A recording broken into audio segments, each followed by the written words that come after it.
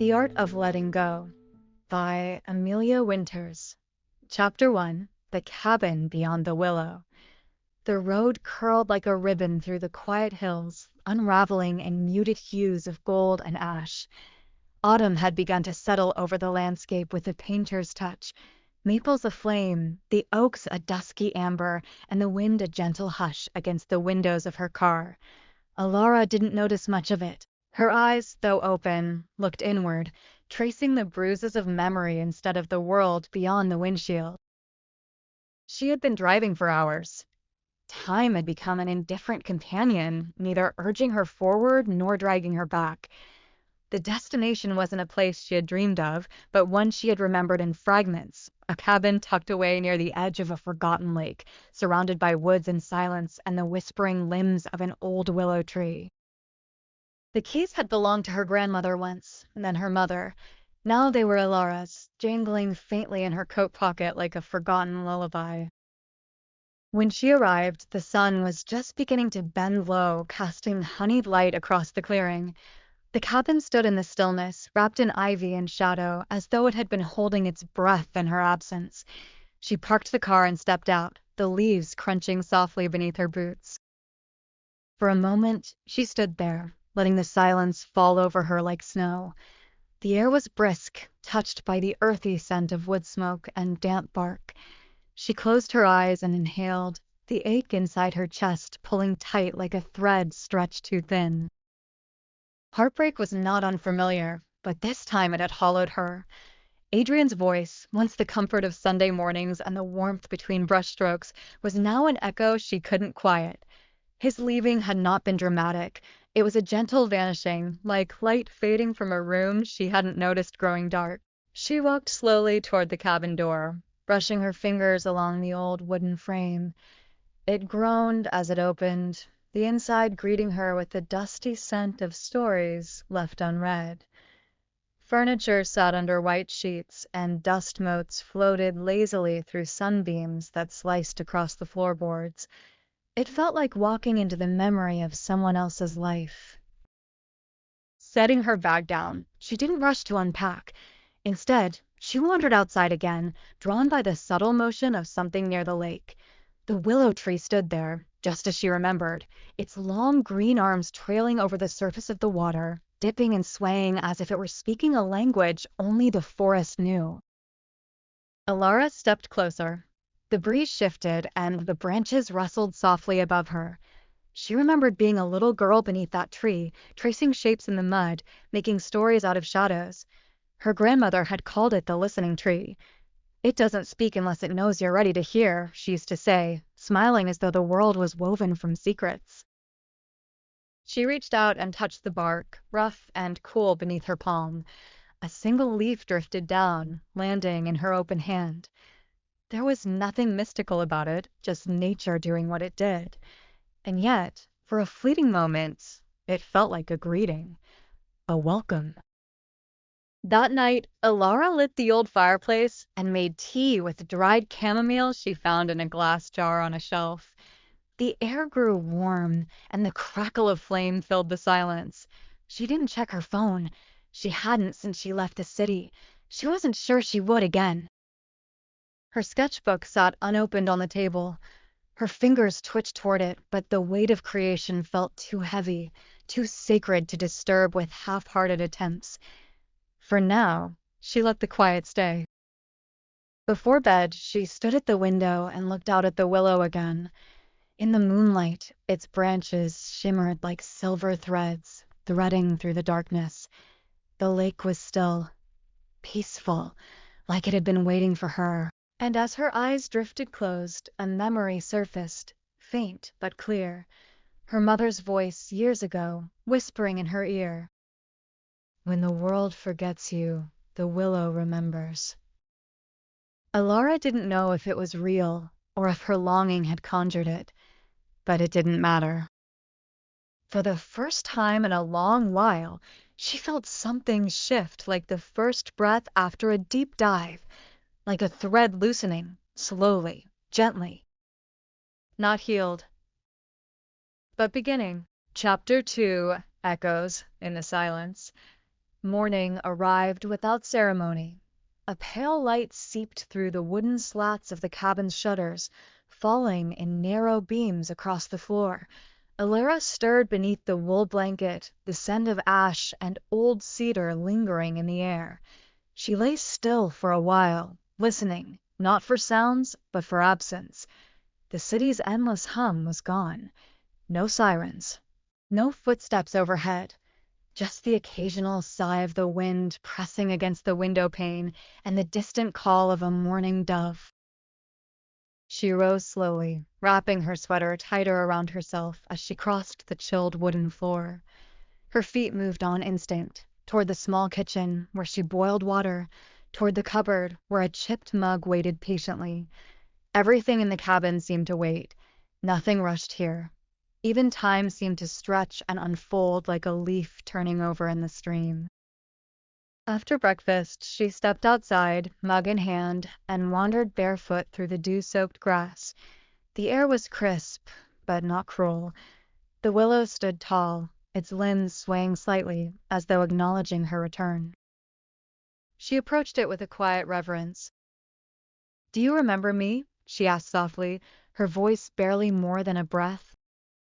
The branches rustled in reply, not in a sudden gust, but in a slow, deliberate wave that made her skin prickle. She sat beneath its hanging limbs, cross-legged on a moss-covered root, and rested her back against the wide trunk. The bark was familiar, textured like old skin, warm where the sun touched. It had been years, and yet this place felt untouched by time. She closed her eyes.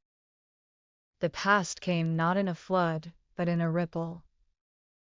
Adrian, standing in the studio doorway, watching her paint. His hands in her hair, gentle and certain. The last letter he never finished, left folded on the corner of their shared desk. "I need space to find myself again." That was the last thing he wrote.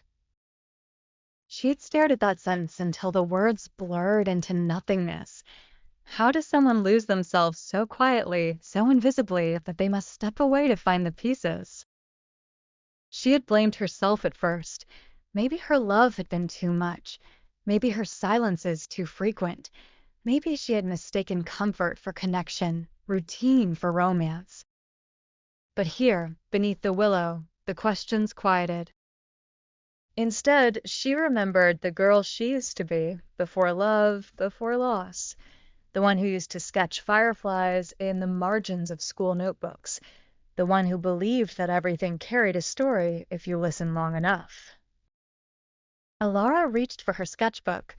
She hadn't planned to bring it outside, but something had tugged her hand before she left the cabin. She opened it, hesitating only briefly, and let the pencil fall onto the page. Lines began to appear, gentle, hesitant at first.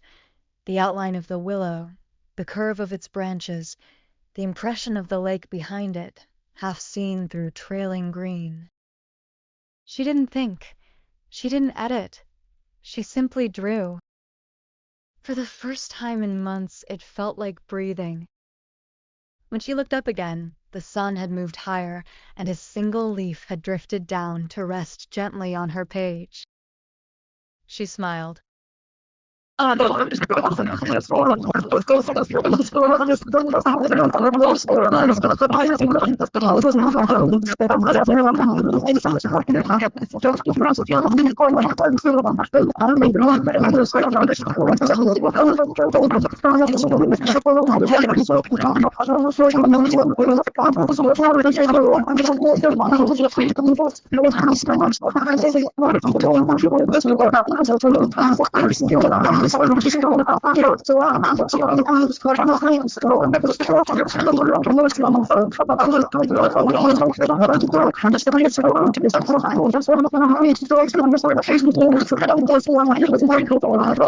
That afternoon, she explored the cabin's attic, its narrow ladder creaking beneath her weight. Dust hung in the beams of sunlight like threads of gold. Wooden trunks lined the edges of the space, some open, some bound with brittle leather straps. She opened one. Inside, she found notebooks wrapped in fabric, Old photographs and a scattering of letters tied with a ribbon faded to lavender gray. The handwriting was delicate, the kind that belonged to a different time. She recognized the loops and flourishes, her mother's, and some, even older, her grandmother's. She sat cross-legged and opened one of the letters. My dearest Lillian, there are days when silence feels like a companion, not a punishment. Here, the wind speaks kindly, and the trees answer without judgment. I wonder sometimes if we are all just echoes trying to remember the original sound of ourselves. Elara traced the words with her fingertips. She had never truly known her grandmother. She passed away when Elara was young. But here, in these letters, was a soul not unlike her own, quiet, observing, deeply attuned to the invisible threads that tied moments together. Beneath the stack, she found a small painting. The willow tree, almost exactly as it looked today. Her breath caught. On the back, scrawled in soft pencil, were 5 simple words. She listens when you do. That night, Elara stood at the lake's edge beneath a sky smeared with stars. The willow swayed behind her, casting long shadows on the water. The cool air kissed her skin. Somewhere, a frog croaked. The wind danced through the reeds. And Elara whispered to the night, I'm listening. A branch stirred. A ripple moved across the surface of the lake, though nothing had touched it. And within her, something softened. The ache was still there, but now it sat beside something else. A presence. A quiet awareness that perhaps healing didn't come all at once, but in small, secret invitations. She turned back toward the cabin, her steps lighter than they had been when she first arrived. Inside, she curled up by the fire, the painting of the willow propped beside her. The past was not something to outrun. It was something to understand, to carry differently. And so, beneath the watchful arms of the willow, Elara began to let go, not by forgetting, but by remembering gently. Chapter 3: The Language of Stillness.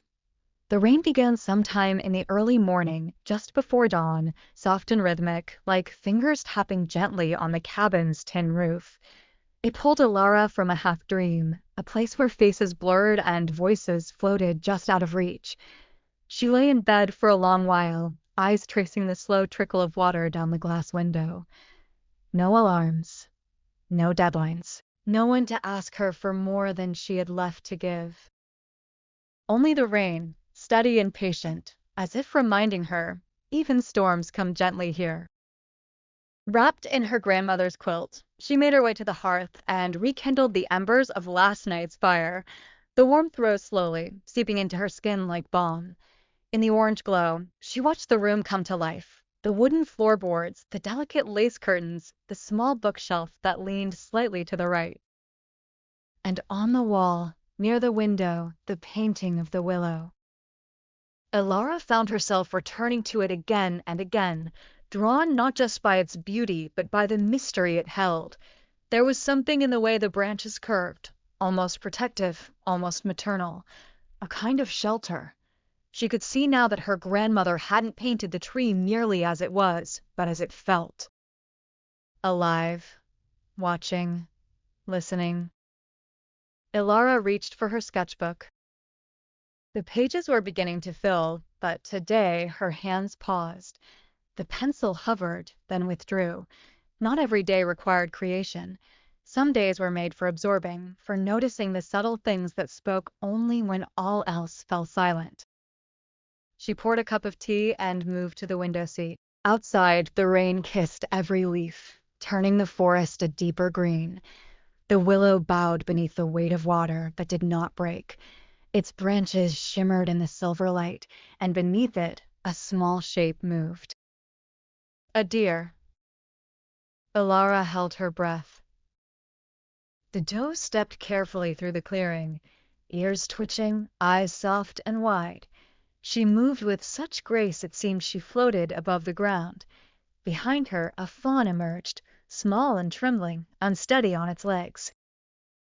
Ilara felt something rise in her chest, not sorrow this time, but wonder. The mother nuzzled the fawn gently, encouraging it forward. They passed beneath the willow, and for a brief moment the rain seemed to hush. Ilara blinked, and they were gone, slipped back into the green beyond.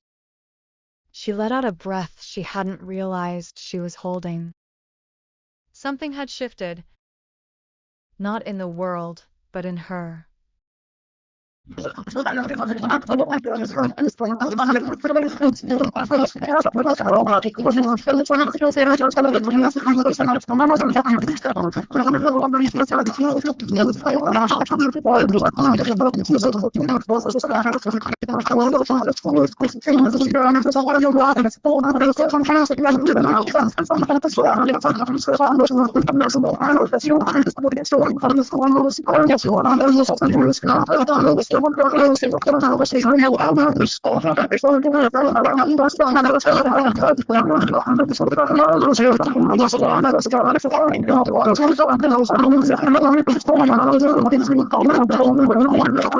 Later that day, as the rain lightened, Ilara ventured out with her sketchbook tucked under her arm. The earth was soft beneath her boots, and the scent of pine and damp moss filled the air. Drops still clung to the leaves like tiny crystals, and she reached out to touch one, cold, clean, perfect. She made her way to the willow. Its long arms formed a curtain around her, a secret room stitched together by time and silence. She sat in her usual place, back against the trunk, and opened her sketchbook, not to draw, but to write. She hadn't written in months, not since Adrian left. But now, words stirred like birds taking flight in the quiet hollows of her heart. They came slowly at first, then faster, a stream of thoughts that surprised her with their clarity. I came here to escape, but maybe I came here to remember. Not him, not us, but me. Who I was before I forgot how to be alone without being lonely. The willow reminds me, stillness is not emptiness. It's listening. And I think I'm finally ready to hear what I've been too afraid to feel. She paused, pressing the pencil to her lips. Overhead, the branches stirred, not with wind, but with something older, a quiet knowing. It wasn't just nature speaking. It was memory. It was self. It was everything she had buried beneath the noise of wanting to be enough for someone who had already begun to drift away. That evening, the power flickered and went out, if it had ever truly been on. Ilara lit candles, their golden light flickering like stars captured in wax. She cooked a simple meal and ate by the window, watching as the last of the rain gave way to a violet dusk. Outside, the world gleamed. She took her tea and stepped out barefoot into the clearing, the grass still cool beneath her soles. The lake reflected the sky like a mirror, rippling only when a breeze passed over its skin. Fireflies danced near the water's edge, blinking in and out of existence like forgotten wishes. Ilara stood there a long while, feeling the night settle around her. And for the first time in what felt like a lifetime, she did not feel the need to be anywhere else. She wasn't healed, not completely. The ache still lingered, like a bruise you forget about until it's pressed again. But she had stopped trying to fix herself. She had started listening instead. And in that stillness, something like peace began to bloom. Not loud, not dramatic, but honest. And hers. Chapter 4: Threads of Memory. The morning sun arrived gently, slipping through the gauze curtains and tracing golden fingers across the wooden floorboards. Ilara stirred beneath the quilt, eyes slowly opening to the glow of dawn. The quiet of the forest had become familiar now, not an emptiness, but a gentle fullness, like a room that held breath and meaning in equal measure. She sat up slowly, wrapping her shawl around her shoulders, and walked barefoot to the door. When she opened it, the scent of pine and the faint sweetness of wildflowers filled her lungs. The rain had passed, and the world shimmered like it had been newly washed. The willow stood tall, its long branches dripping with dew. She felt the pull again. Not a tug of urgency, but a calling, soft, persistent, like the whisper of a name you used to know. After a quiet breakfast of toasted bread and raspberry jam, Alara stepped outside with her sketchbook under one arm and a woven basket in her hand. She didn't intend to draw, not yet. Today, she would gather herbs, perhaps, pine cones, fallen feathers, or smooth stones, anything that felt like it had something to say. The forest received her as if it had been waiting. Birdsong echoed through the trees, and the light danced between leaves, dappling the path in golden patches. Her boots crunched softly on the earth, but even that sound seemed muted, reverent. She wandered until she reached a clearing she hadn't seen before. The trees opened in a perfect circle, and in the center sat a moss-covered bench, weathered, half swallowed by time, yet unmistakably crafted by hand. Elora felt her breath catch. She stepped closer, fingers brushing the backrest. A memory stirred. She had sat here once, years ago, barely more than a child, cradled in her grandmother's arms, listening to a story about the willow tree. She could almost hear the voice now, warm and melodic, telling her that the tree had roots deep in the past and that those who sat beneath its branches could sometimes remember what they'd forgotten. She smiled softly and sat down. From her basket, she pulled out a notebook, an old one she'd found tucked inside a drawer in the cabin. The pages were yellowed, the handwriting delicate and looping. Her grandmother's journal. She flipped through its pages with reverence. Most of the entries were short observations: the color of the sky after a storm, the sound of the loons across the lake, the way the willow swayed differently in spring than in autumn. But one entry made her pause. Elara came to visit today. She brought her watercolors and sat beneath the willow, painting in silence for almost an hour. I didn't disturb her. There are things a child can say with colors that she may never find words for. I hope she never loses that gift. Elara touched the page lightly, the words sinking into her like sunlight through leaves. She had forgotten that visit. Forgotten the painting, the silence, the presence of her grandmother watching her from the porch, giving her space without ever making her feel alone. Suddenly, she wanted to find that painting, needed to. She stood and walked quickly back to the cabin, heart beating not with sadness, but anticipation. When she arrived, she went straight to the attic stairs, a place she had avoided so far, unsure what shadows might wait among the dust. The attic door creaked open, revealing a room filled with old trunks, yellowed linens, and boxes stacked like memories in cardboard form. The air was dry, laced with cedar and thyme. She dug carefully. And then, beneath a stack of sketchbooks and rolled canvas, she found it. The watercolor? It was simple. A willow tree, its branches dipping low, and a small figure beneath it, her, though just a hint of her form was visible. But the colors, they bled into one another like breath. Gentle greens, soft blues, hints of gold where the light touched the leaves. She hadn't signed it. She hadn't needed to. She remembered now how it felt to paint it, the way her chest had ached with something she didn't understand at the time. The way the tree had seemed to cradle her grief before she knew its name. Loss, even as a child, it had brushed her life. The quiet absence of her mother, who rarely visited, the tired lines on her father's face, the aching stillness in her grandmother's eyes when she thought no one saw. Elara sat down on the attic floor, holding the painting close. She hadn't painted in months. Not since Adrian. But the ache she once feared had softened. What once burned now pulsed quietly, still there, still real, but no longer defining every breath. Downstairs the wind stirred. A whisper. She took the painting and brought it downstairs. She hung it on the cabin wall beside her grandmother's willow painting, two versions of the same tree, seen through different eyes across different years.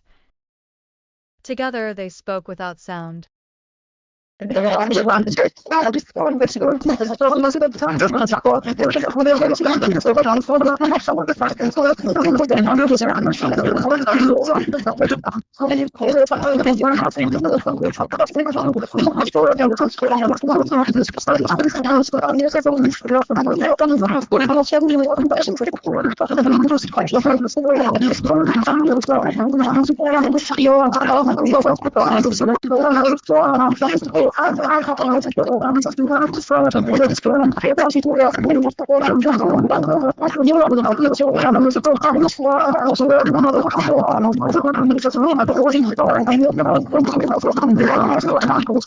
That evening, Alara lit a candle and brewed chamomile tea.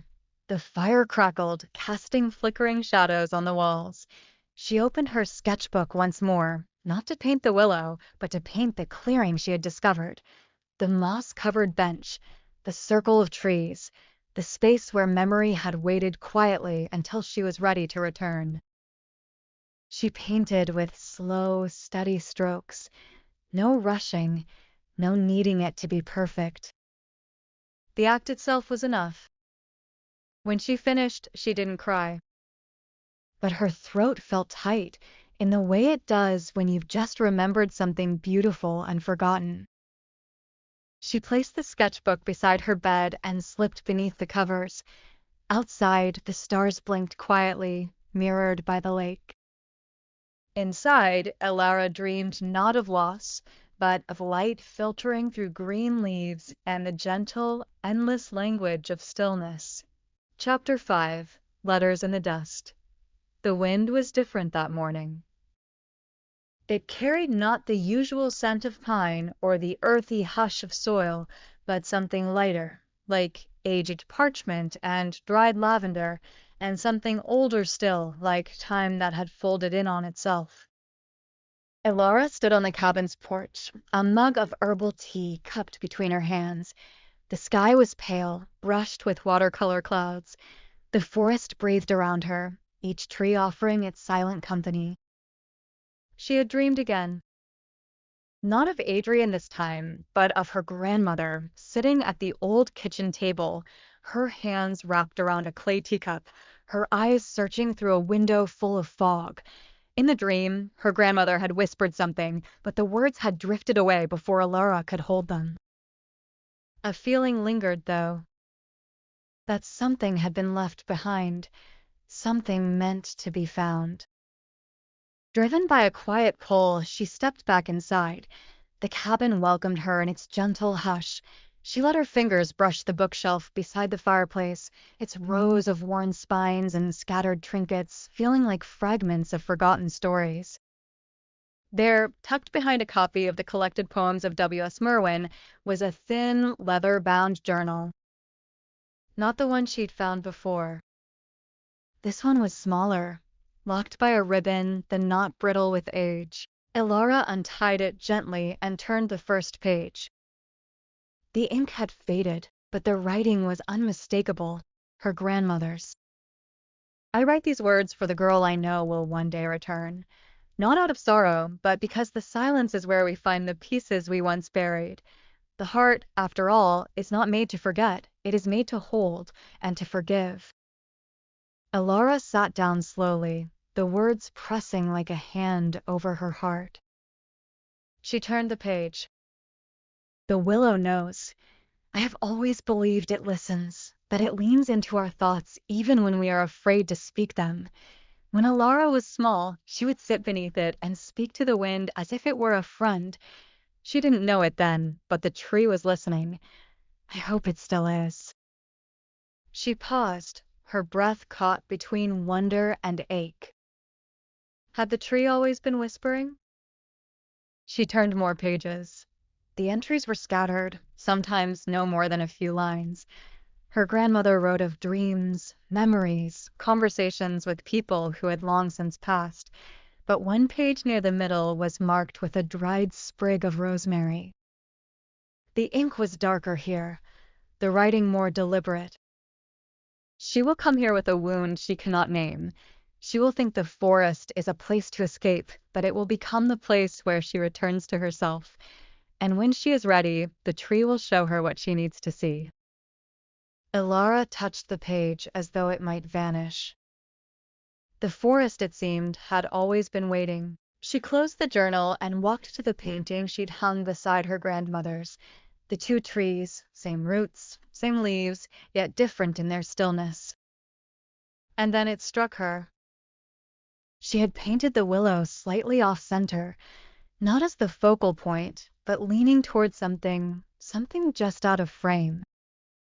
She hadn't even realized. A whisper passed through the window screen. Not a sound, a suggestion. Ilara grabbed her coat and stepped outside. The air was crisp, the kind that kissed the skin and made the lungs stretch wide. She walked the familiar path through the trees, boots skimming over moss and pine needles. When she reached the willow, she stood still, waiting. The breeze stirred its long branches. They swayed like arms remembering the rhythm of dance. She placed her palm on the trunk. "I'm ready," she whispered. A breath, a silence, a memory.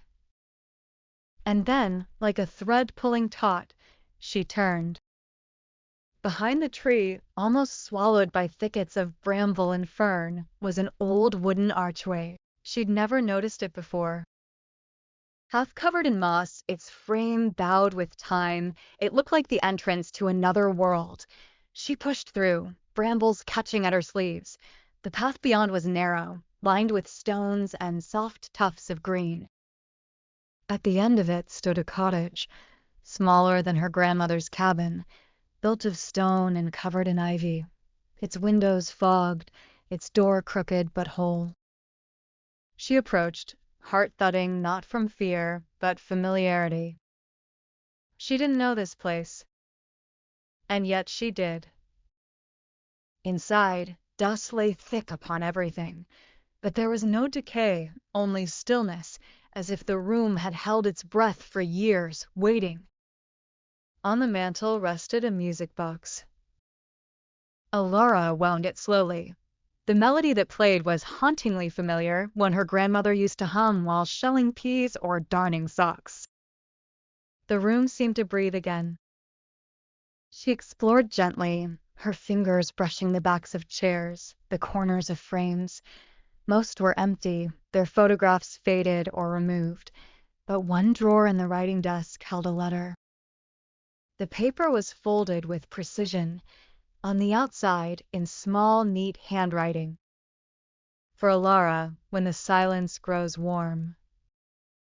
Hands trembling, she opened it. Asterisk, my dearest girl. If you are reading this, it means you have come to the place where your sorrow has softened enough to allow light in.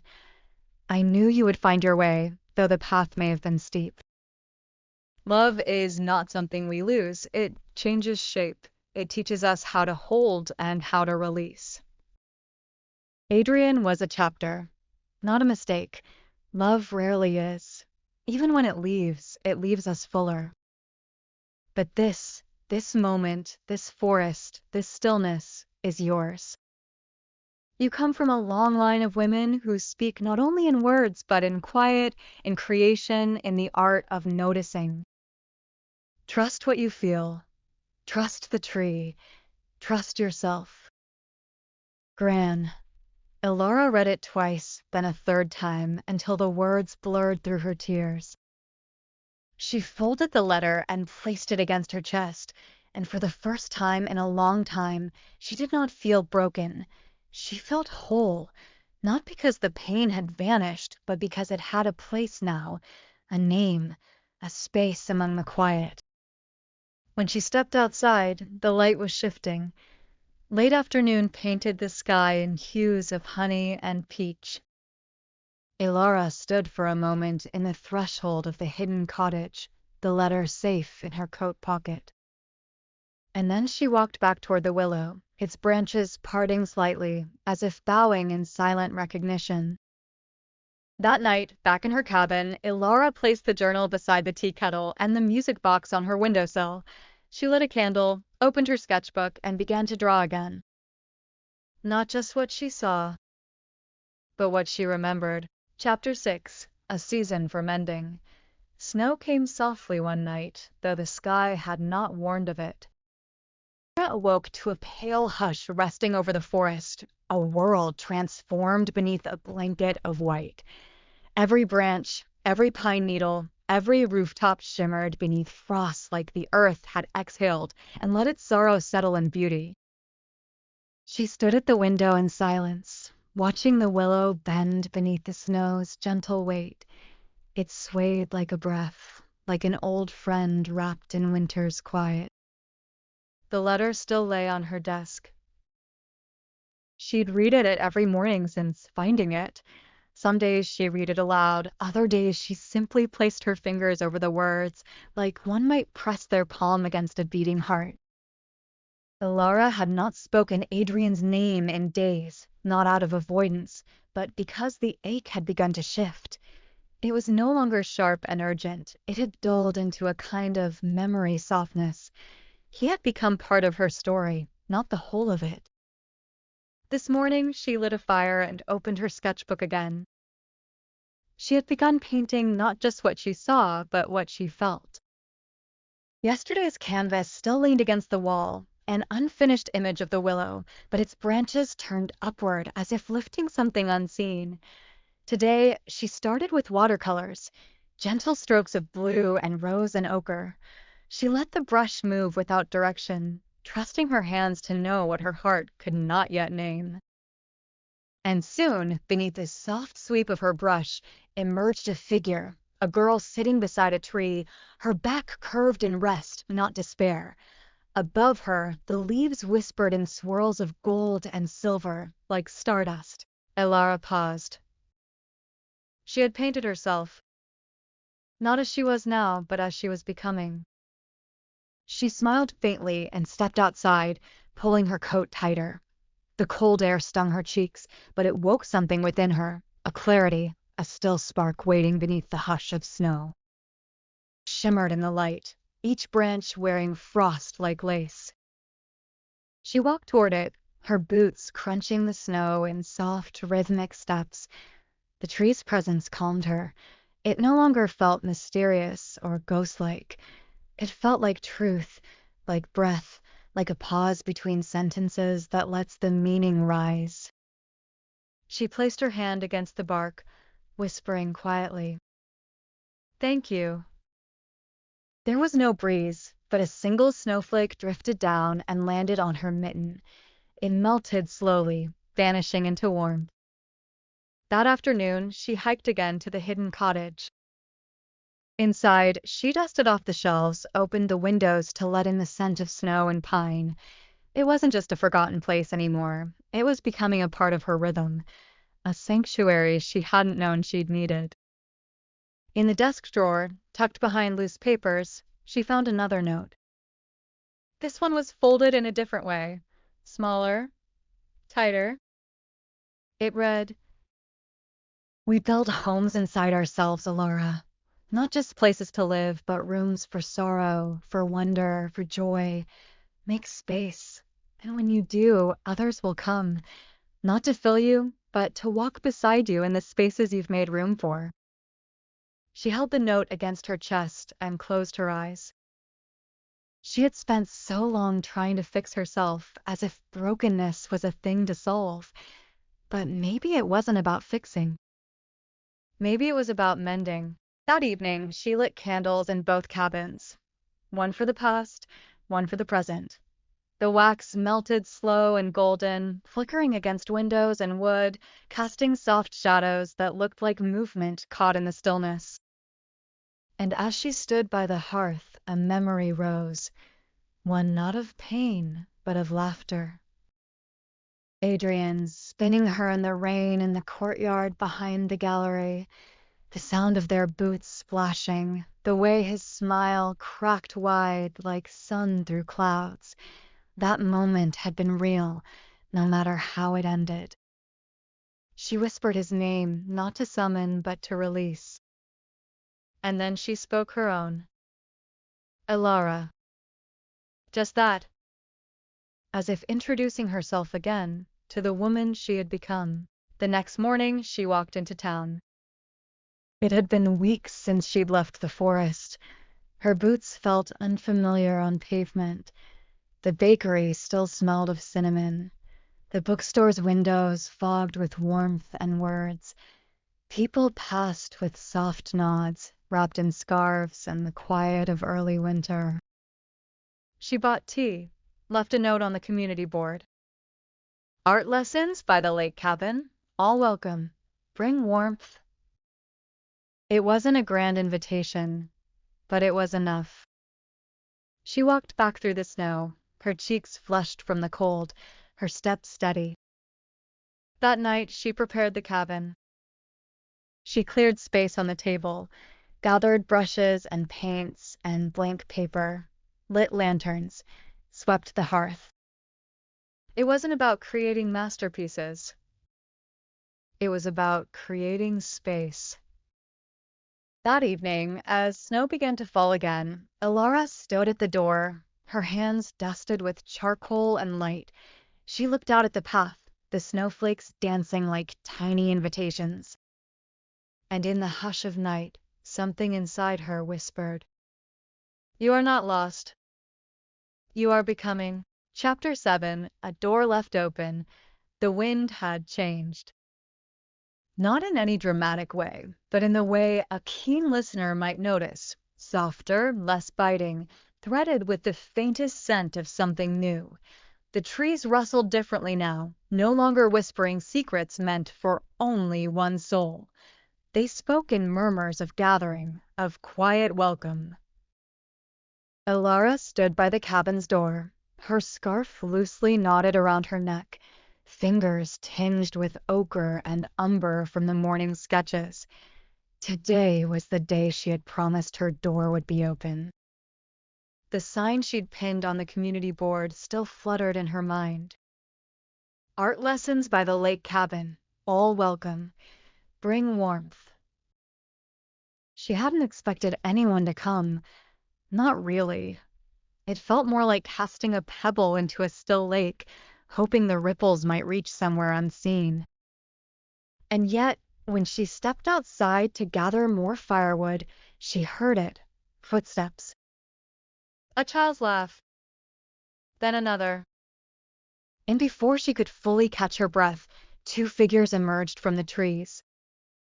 A woman, perhaps in her 40s, with flushed cheeks and a hand-knit hat pulled low. Beside her, a young boy with snow clinging to his boots and eyes wide with cautious wonder. Elara's heart gave a quiet flutter. The woman raised a mittened hand. "I hope we're not too early." "Not at all," Elara said, her voice a little surprised by its steadiness. "Come in. It's warm." Inside, the fire crackled with quiet welcome. She had laid out brushes and paints, blank pages, and a pot of steaming tea. The boy stepped in shyly, his gaze drawn instantly to the table, where the colors danced across porcelain palettes like invitation. "I'm Nora," the woman said, "and this is Liam. He doesn't talk much, but he paints. Constantly. Thought he'd like this." Elara smiled at the boy, kneeling slightly. "That's perfect. Words aren't always the first language of the heart anyway." He said nothing, but his eyes met hers for a breath, and something passed between them. A recognition. The kind only artists share, of quiet, of color, of needing to pour what's within onto something that can hold it. Over the next hour, they painted in near silence.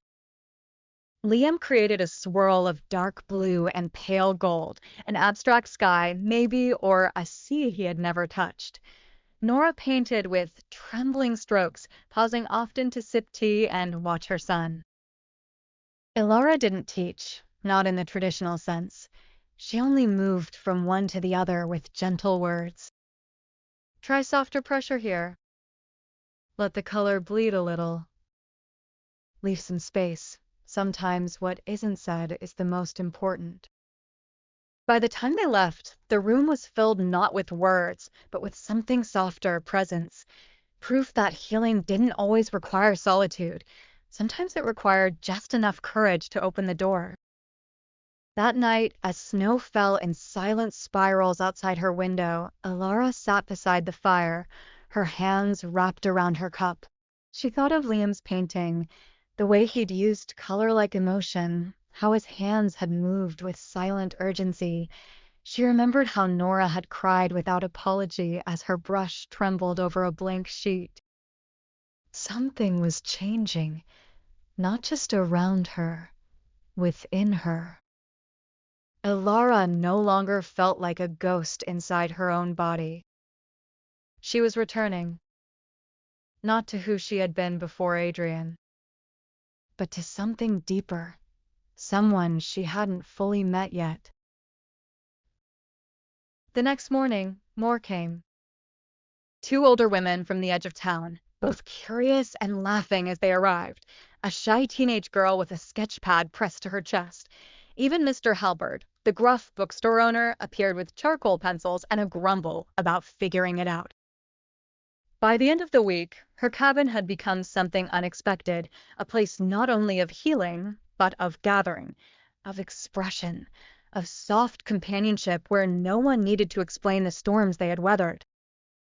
Each person brought their story, not in words, but in shades and strokes, in silence and snow-dampened coats. They didn't fill her loneliness, but they walked beside it, and that made all the difference. She still wandered the woods in the quiet hours, still spoke to the willow when the sky turned pink with evening, but she no longer did so to hear only echoes. She listened now for the voice within her, and it no longer sounded like sorrow. It sounded like belonging. One evening, as she hung a new painting on the wall, a simple piece of the willow bending beneath stars, someone knocked. Not at the door. At her heart. A memory, clear and unexpected. Adrian's voice, laughing in her ear as they danced barefoot in her old apartment, music humming from a record player, paint on their cheeks from an impulsive afternoon. She let the memory come. And then, with gentleness, she let it go. Like wind through trees. Like breath.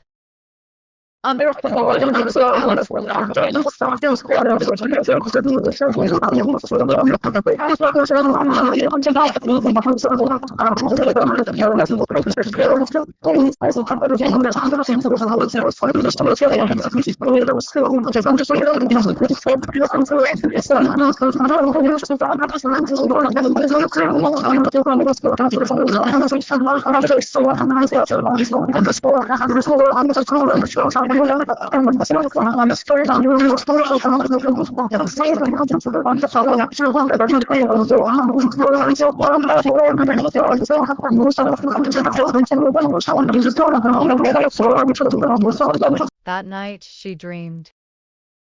Not of loss, but of painting. Endless canvas and light pouring from her hands. And a voice, not her own, saying, "You are not what was taken from you. You are what you choose to create in its place." Chapter 9. The Stillness Between Notes. The rain had returned, not the biting sleet of winter, but a soft, rhythmic drizzle that coaxed green shoots from the thawed earth and left silver beads trembling on the cabin's window pane. Alara stood barefoot on the porch, wrapped in a wool shawl, listening to the willow tree whisper in the wind. Everything was different now. Not in grand, sweeping gestures, but in subtle shifts, the way the light filtered through the curtains, the way the air felt less heavy when she opened the door. Even her silence had changed. It no longer pressed against her like a closed fist. It breathed. Since Caleb's hand found hers, since that wordless promise passed between them, she'd felt an unnameable calm settle into the bones of her life. Not a romantic surge, not distraction, but presence. He didn't fill a void, he stood beside it. And slowly the void became less void-like. That morning, she had awoken to find one of his photographs tucked into her journal. It was a close-up of a dewdrop clinging to the edge of a pine needle, the world turned upside down inside it. Beneath it, he'd written, "What you see as small may hold everything." She smiled. Lately, everything seemed to hold something. The town had invited her to exhibit again. A spring gallery, a celebration of renewal. She hadn't accepted yet. The idea of sharing her new work, the raw pieces, the honest ones, made her heart tremble. But part of her wondered if it was time, not to prove anything, but to witness how far she'd come. Still, a restlessness stirred in her chest. That afternoon, as rain softened into mist, she took the forest path alone, not out of need for solitude, but in search of something she couldn't name.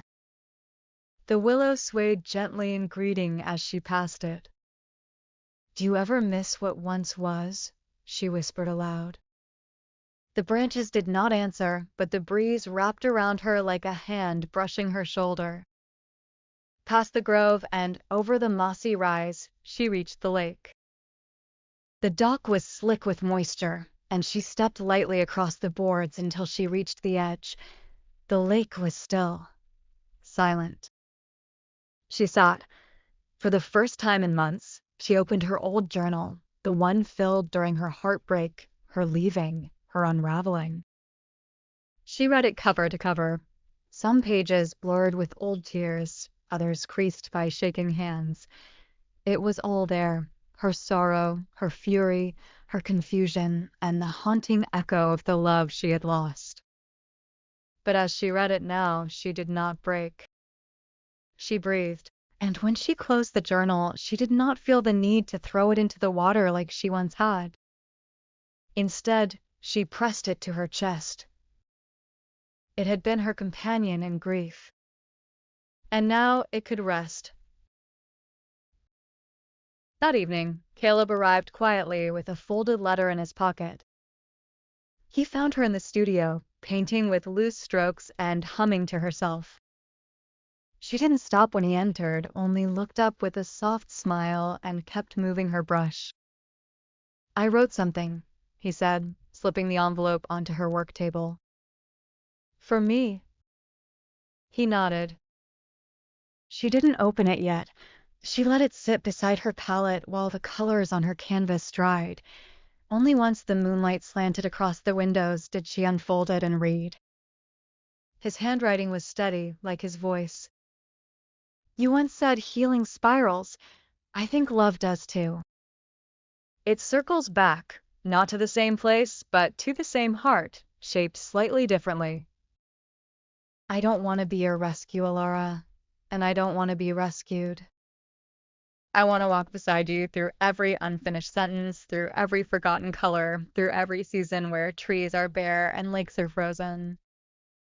Not because I need you whole, but because I believe in the art of becoming together. Whatever that becomes." Her breath caught, not from fear, but from a stillness so complete it felt like music waiting to be played. She folded the letter and held it against her chest. Then she looked up at him, her voice steady. "Do you want to come with me to the gallery?" she asked.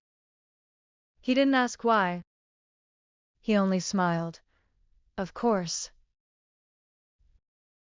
The night before the gallery exhibit, Alara stood before her easel with a blank canvas and a full heart. She didn't plan. She didn't sketch. She just let her hand move.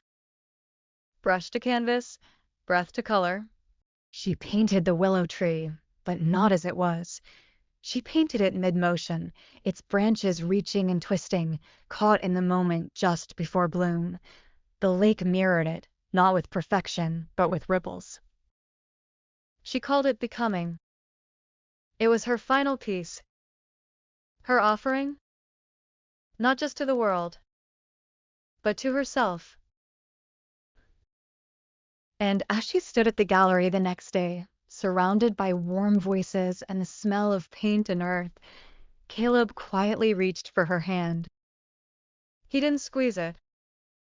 He simply held it as though to say, "You are here, and you are more than what you let go." And Alara, in that moment, did not look back. She smiled. Because healing was not behind her. It was still happening. And for the first time in a long, long time, she wanted to be fully awake for every second of it. Chapter 10, Where the Willow Bends. Spring came in quiet colors. It didn't burst into bloom all at once. It arrived slowly, like a song beginning with a single note. Pale green buds trembled on the edge of every branch. The lake had shed its final veil of ice, and birds returned like old promises, landing on the cabin's railing with soft feet and softer songs. Elora stood at the foot of the willow tree, fingers gently grazing the weathered bark. A warm breeze lifted her hair as the branches above stirred and whispered, not in sorrow anymore, but in something gentler. Forgiveness, perhaps. She had begun to live again. Not just survive, not just mend, but truly live. The art gallery had been a revelation, not for how many people came or how many kind words were spoken, but for the way she had stood there, surrounded by strangers, with her heart completely exposed, and not once had she felt the need to run. That night, Caleb had kissed her, not as an ending, but as a beginning. And this morning, before the sun had fully risen, he had left a note on her pillow. "Meet me by the willow at dusk. Bring nothing but your truth." She folded the note and held it in her palm, staring at the path that wound through the woods like a memory taking shape. She hadn't known what he meant, not until now, standing in the hush beneath the branches that had once cradled her grief. Now they simply cradled her. And she waited.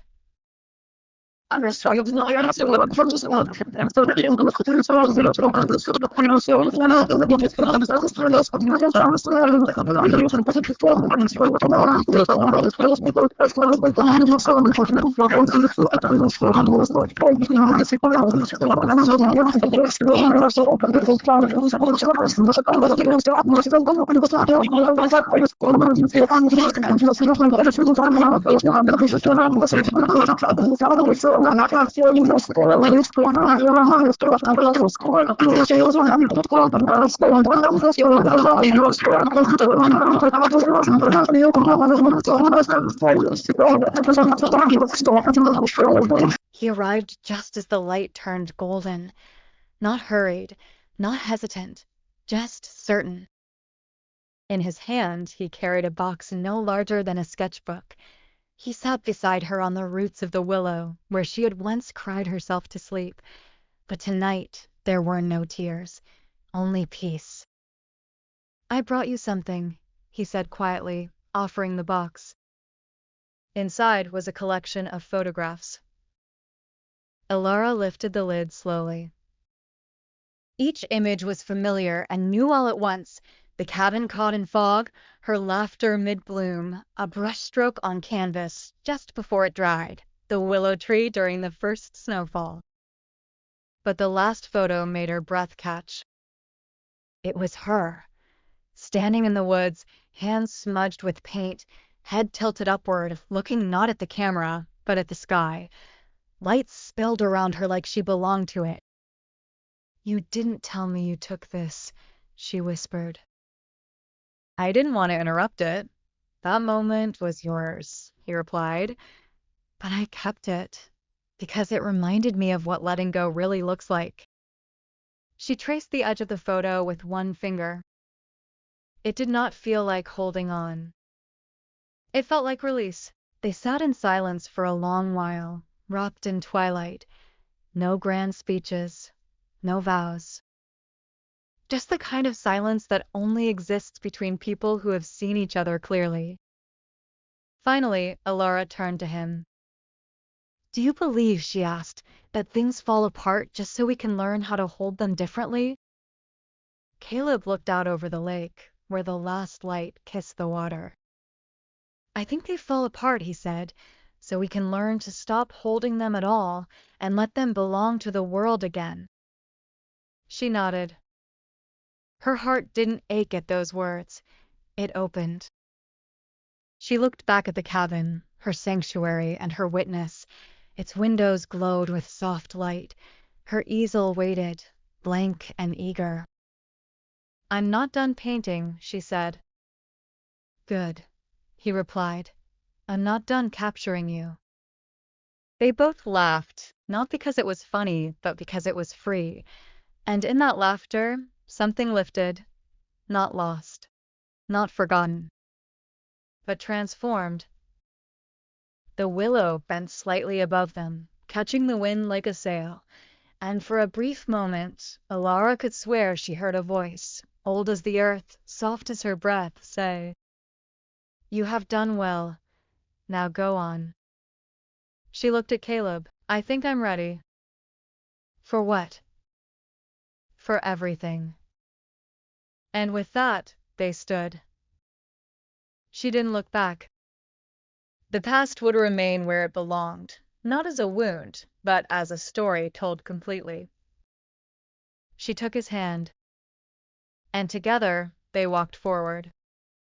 Into the fading light, into the quiet, into the art of letting go.